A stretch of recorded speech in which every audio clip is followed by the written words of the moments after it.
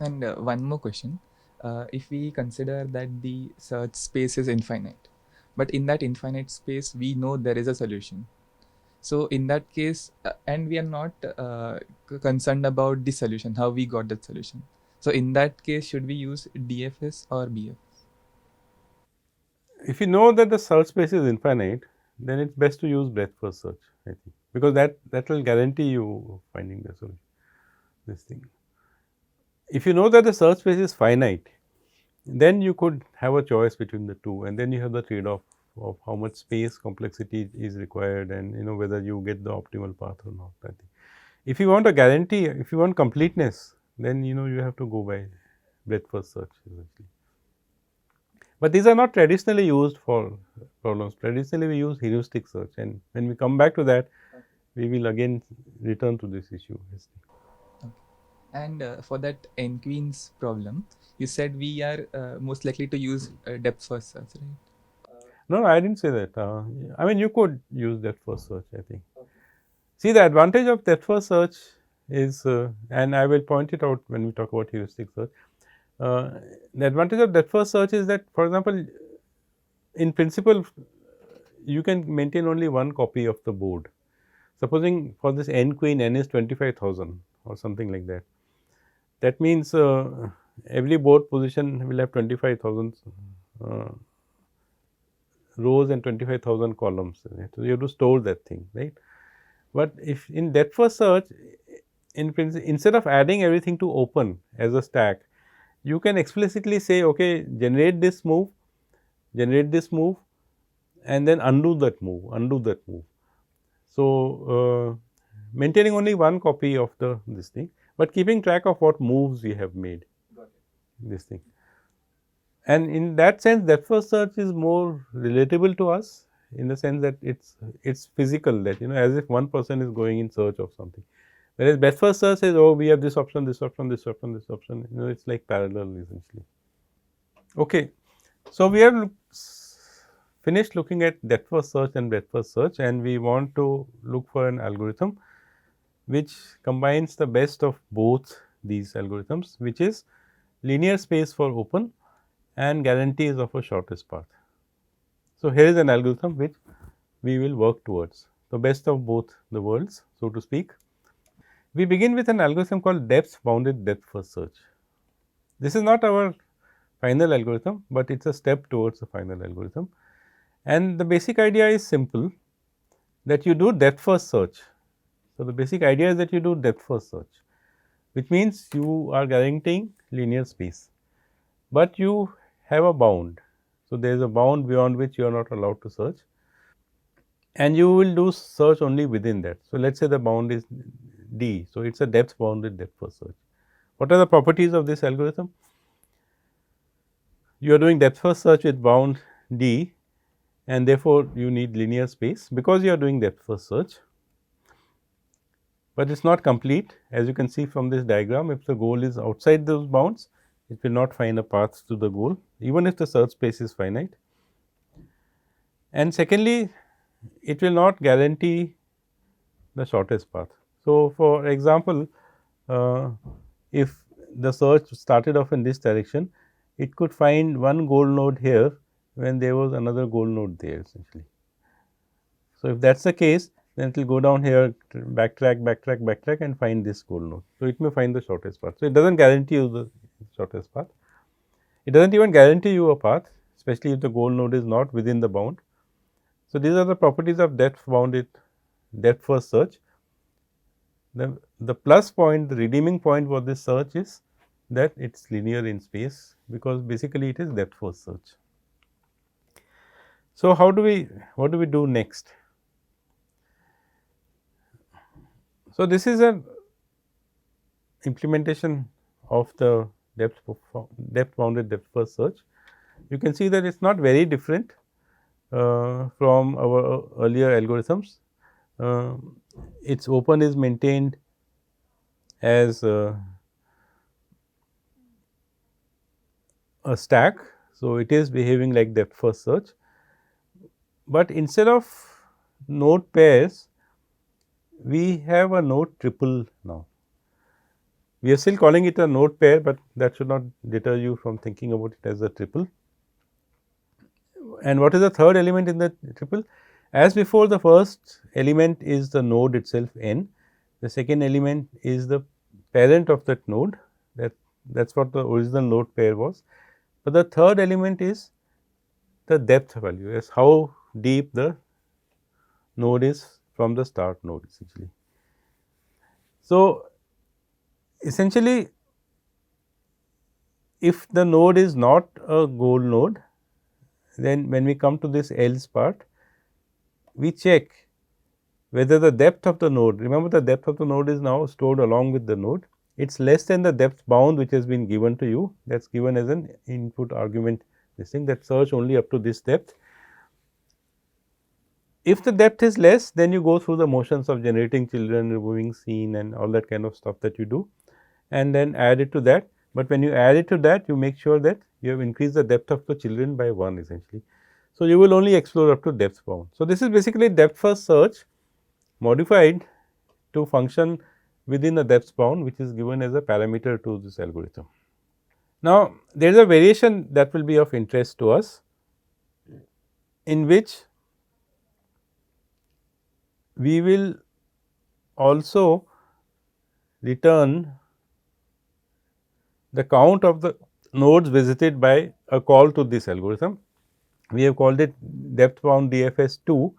The difference between this and the previous algorithm is that we maintain a count. So, initially we start with count equal to 0, and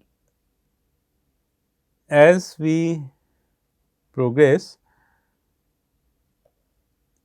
we add as to how many new nodes we are seeing in every cycle inside. It is still doing that first search, but it keeps track of how many nodes that you are visiting. So, this new pairs, every time you add that length of that new pairs. So, length is a function we will assume, which will take a list and give you the length of the list. So, the list is new pairs that we have generated as before, and length will tell you how many elements are in the new pair, and we add it to count essentially. So, this is just a variation, and we will see why this variation was needed, where you need to count those nodes essentially. But let us first get to see whether we can achieve our target goal. So, this is a question we will come back to in a moment, I think. So, here is an algorithm which is built upon that. It does depth first, it is called depth first iterative deepening. So, the first thing to observe is that it is a depth first algorithm, and the second thing is that it increasingly looks at increasing depth bounds essentially. So, here we have just initialized count to -1 just for the sake of correctness, and we do not have a path yet, and depth bound is initially 0. And what we are going to do in iterative deepening is iteratively increase the depth bound.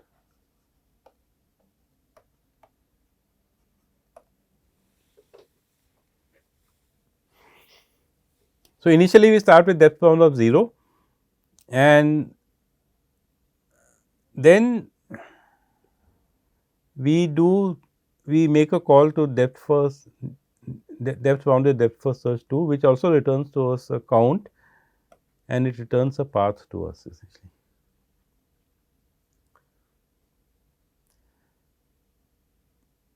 And if we have found a path, then we return the path. If we have not found a path, we go back and so this repeat until works till either you have found the path. So, if the path is not empty, or the previous count is equal to count. Now, why are we doing that? Why? So, that is a question that let us address that first, is that supposing we have this search space of the kind that we have been looking at, a simple search space, but in which there is no path to the goal node. Let us say this is the simple part, and then we have a path to the goal node. Now, imagine if we were not maintaining this count, what would happen? Iterative deepening would say, what is it saying? It's saying first look for a path of length 0, and then it goes into this cycle. So, this is deepening. Next time increase the depth bound by 1, then look for path of length 1, then look for path of length 2, then look for path of length 3, and so on and so forth. But in every such cycle it is doing depth first search. So, the property of linear space we are maintaining, but we are also now, by this process of deepening, we have also adopted the behavior that breadth first search would have done, that look for paths of length 0, looks for paths for length 1, then look for paths of length 2, and so on, and keep increasing that. Now, supposing we did not have this previous count is equal to count this thing, that means that when it looks for paths of length, let us say in this particular example that I have drawn, initially paths of length 0, we do not find a path to goal. That means S is not equal to goal. Then you look for paths of length 1, then you do not find a path, which means that A, B or C, neither of them is a goal. Then you look for paths of length 2, and you do not find a path, because it is D is not a goal. Then in the next time we will look at paths of length 3 and 4 and 5 and so on, and every time it would say goal not found, goal not found, goal not found essentially, and it will get into this infinite loop essentially. So, to get around this fact that you are exploring paths of increasing length, but only till the extent that in every cycle you are adding a new part of the state space to the search this thing.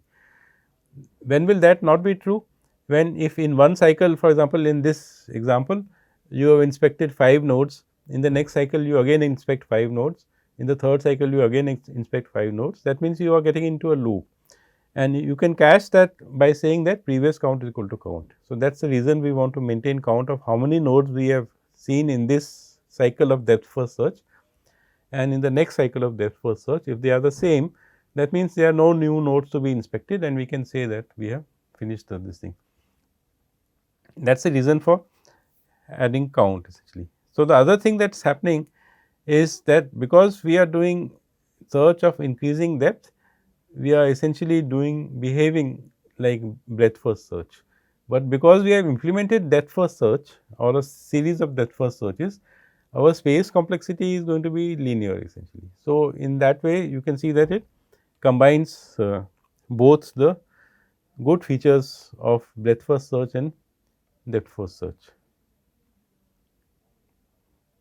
So, that question of why, I think we have just addressed, but there is still a doubt, and this doubt was raised in a class that I was taking in IIT Dharwad in 2019 by a student called Siddharth Sagar. So, we must give him credit. He asked this question that does DFID always return the shortest path? That is the claim we have made. Okay. So, why is this claim that we have made? We have said that we are looking for paths of increasing length, and the first time you find a goal node, it must be the shortest path to the goal node. That is true, but what Siddharth pointed out was that because you are using closed to proven nodes, this property may be violated. So, let us look at an example to understand that. Here is a state space where you can see that there are several paths to the goal node, and on the left hand side is a move gen function. So, by now we are familiar with that. How will DFID work with this state space? So, remember that the order in which you explore nodes is given by the move gen function. So, when you generate A and B as the children of S, the fact that you look at A first comes because in the move gen function A has been written first essentially. So, that is a simple thing that applies to all the nodes. So, what happens? Remember that we are maintaining this closed list, and we are not adding new nodes which are present in closed essentially, and also in open, but that open does not matter in this example.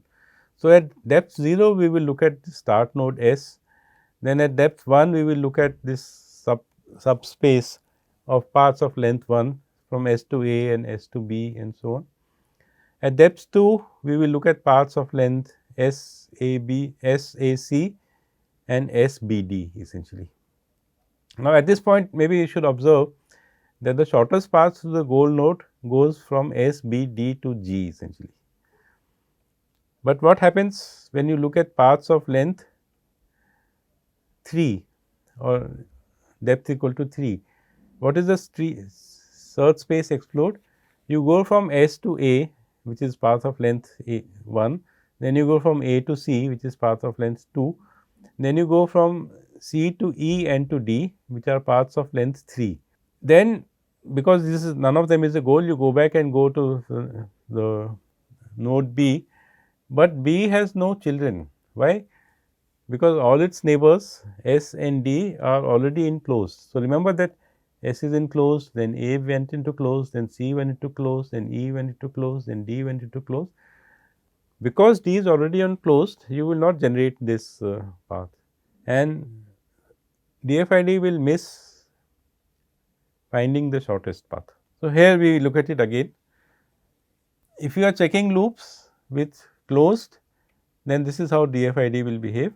First, it will look for paths of length 0, then it will look for paths of length 1, then it will look for paths of length 2. Remember, it is doing depth first search essentially. So, from when it is looking for paths of length 2, it will go from S to A, from A to C, and then it will see I have done paths of length 2, then it will go back and go to B and then try this path to length D. Then it will go path to length D, that is what we saw in the previous slide also. But it finds the path to node D, which is of length 3 from S to A to C.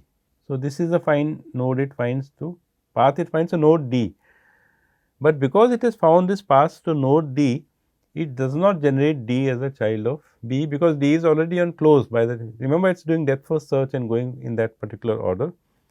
So, it does not find it does not generate D as a path of B, and it finds the path to the goal only in the next round, in which case it finds the longer path, as you can see, S, A, C, E, G essentially. So, what is going wrong here? Who is the culprit? The culprit is the fact that we are not allowing nodes which are already on closed to be added to open again. That is what happened here essentially. So, because we have D already on closed, it is not generated as a child of B at all, and which is why in the next cycle it is goal is generated as the child of D. Remember, it is doing depth first search. So, it will first go down this path and only then it would backtrack essentially. So, here also it first goes down from S to A to C to E to D, and then it goes to B, but after that B will not generate D as a child. So, we cannot afford to do this checking with closed in DFID essentially. So, without closed, DFID finds the shortest path. So, if you do not check for close, how do we find the shortest path? So, we will find the shortest path, but how do we reconstruct this is the question. So, have we thrown the baby out with the bath water, that in this effort to find the shortest path, we have done something which does not let us find the shortest path. So, we are undoing that, and that undoing is that we will not prune nodes which are already enclosed, we will allow them to be added. But then how do we reconstruct the path, because one of the things that closed was doing for us was reconstructing the path essentially. So, here are some points I will leave you with, and we still need the parents nodes to reconstruct the path essentially. So, we should still maintain closed as a data structure, but just not use it for when we are adding new nodes to open essentially. So, we can still store the node pairs in close and use them for reconstruction, but have to be careful to choose the right node pair, because there will be multiple parents from which a node can be generated. So, we saw D for as an example in the previous case. From S you could find a path from B to D, but you could also find a path from A to C to D essentially. And then eventually when we find that that G is a child of D, we have to be careful not to choose this parent, but to choose this parent, because both will exist in the closed list. D with B as parent and D with C as parent. So, we have to be a little careful that while reconstructing the path, we reconstruct the shortest path. It has found both the paths, but we should find the shortest path. Perhaps one simple way of doing is to store the entire path as a at each node. So, what would that look like? It would say that okay, this is S, then this is S comma A, which means from S going to A, this is S comma B, then this is S comma A comma C, and this is S comma A comma. Was there a link from A to D? No.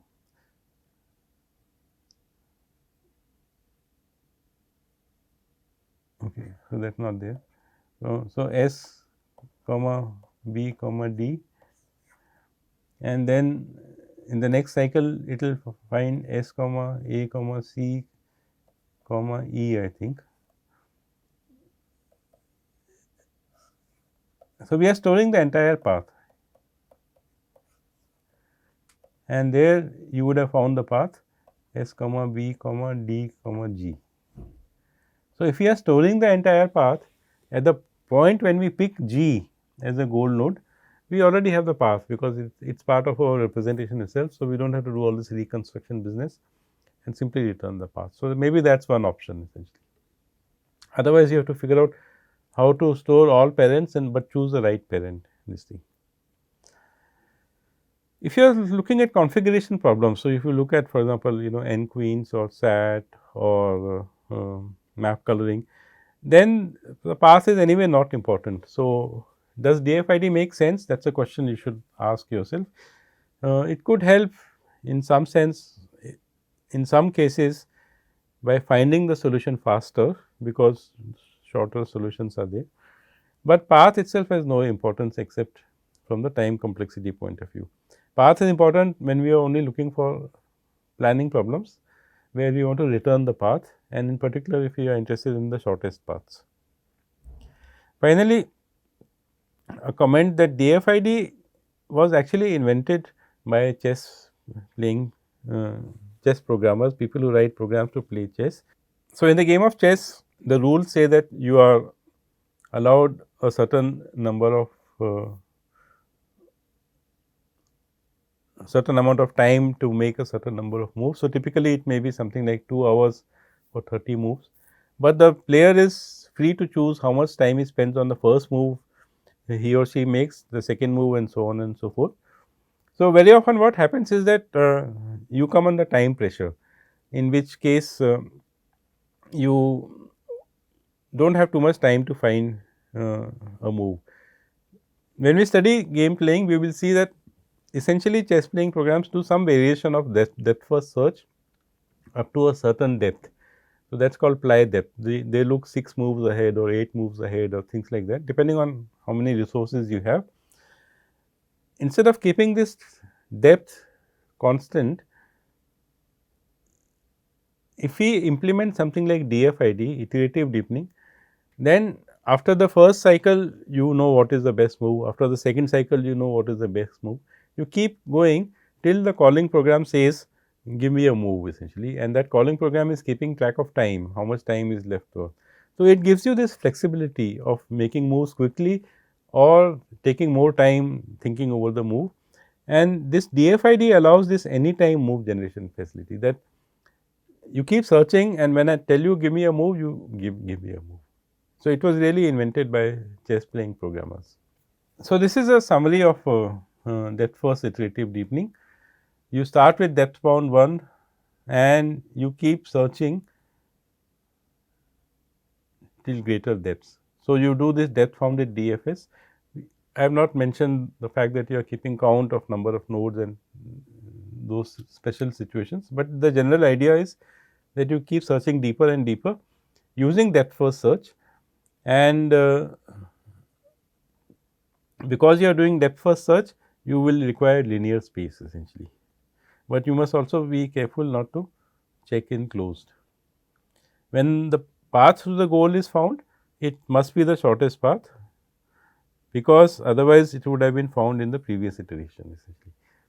So, you are looking for paths of length 1, then length 2, then length 3, and whenever you find the goal node, that means it must be the shortest path essentially.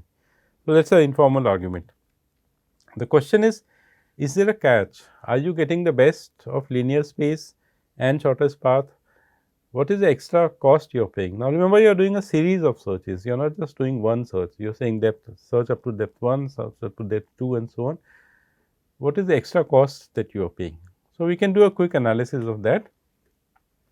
Is that for every new layer that DFID searches, it explores the entire tree up to that layer all over again. So, if you are looking at some layer at depth D where there are L leaves, then whatever the internal nodes which are there, you are visiting them all over again.